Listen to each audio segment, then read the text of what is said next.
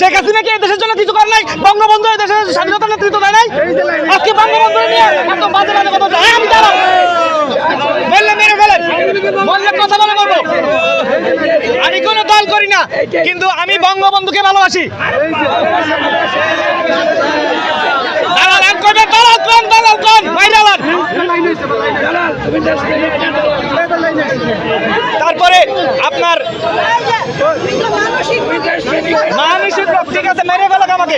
এতক্ষণ ধরে আমাকে হাসিল করতেছে, একটা কিছু কথা মত প্রকাশ, এই হচ্ছে মত প্রকাশের স্বাধীনতা। আমি দালাল, হ্যাঁ ঠিক আছে, দালাল দালাল দালাল। কে দেশ শেষ করছে? কে দেশ শেষ করছে?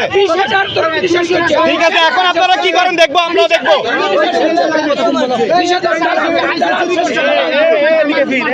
ভাই আমি মরিয়ে দাম ভাই।